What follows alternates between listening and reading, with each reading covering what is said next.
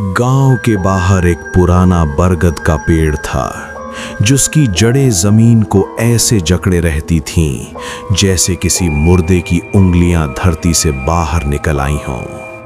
दिन में बच्चे उसके नीचे खेल लेते थे, लेकिन सूरज ढलते ही कोई भी उस रास्ते से गुजरने की हिम्मत नहीं करता था। गांव वाले कहते थे कि उस बरगद के नीचे कभी एक पंचायत में फैसला हुआ था और उसी फैसले के साथ किसी की जिंदगी भी खत्म कर दी गई थी।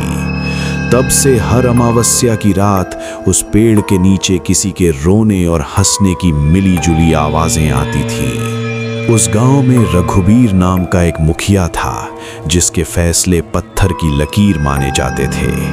गांव में अगर किसी पर उंगली उठती तो पंचायत से पहले ही उसकी किस्मत तय हो जाती। बरसों पहले गांव में एक औरत आई थी, नाम था निर्मला। वो अपने छोटे से बेटे के साथ बरगद के पास बनी झोंपड़ी में रहने लगी।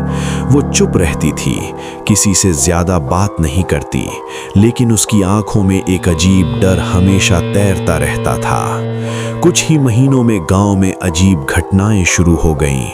किसी के मवेशी मरे मिलते, किसी के घर के बाहर खून जैसी लाल मिट्टी फैल जाती और किसी को रात में अपने नाम की फुसफुसाहट सुनाई देती। पंचायत ने फैसला किया कि ये सब निर्मला के आने के बाद शुरू हुआ है। बिना किसी सबूत के उसे डायन घोषित कर दिया गया। बरगद के नीचे पंचायत बैठी। रघुबीर ने अपनी लाठी जमीन पर पटकी और कहा, अगर गांव को बचाना है तो इस औरत को गांव से मिटाना होगा। निर्मला गिड़गिड़ाती रही, अपने बेटे को सीने से लगाए रही, लेकिन किसी का दिल नहीं पसीजा। उसे रस्सियों से बांधकर उसी बरगद के पेड़ से लटका दिया गया। उसका बेटा रोता रहा, लेकिन पंचायत ने उसे गांव के बाहर फेंक दिया। जब निर्मला की सांसें टूटी, उसी पल तेज आंधी चली। बरगद की डालियां चीखती हुई हिलने लगीं और जैसे किसी ने पूरे गांव पर काली चादर डाल दी हो। उस रात के बाद गांव में मौत का सिलसिला शुरू हो गया। पंचायत में बैठने वाले एक एक करके अजीब हालात में मरने लगे। किसी को अपने ही घर में पेड़ की जड़ से बंधा पाया गया, किसी की गर्दन पर रस्सी के निशान मिले और किसी की आंखें खुली की खुली रह गईं, जैसे उसने मरने से पहले कुछ ऐसा देख लिया हो जो इंसान नहीं देख सकता। रघुबीर ने ओझा बुलवाया। ओझा बरगद के नीचे पहुंचा तो उसका चेहरा पीला पड़ गया।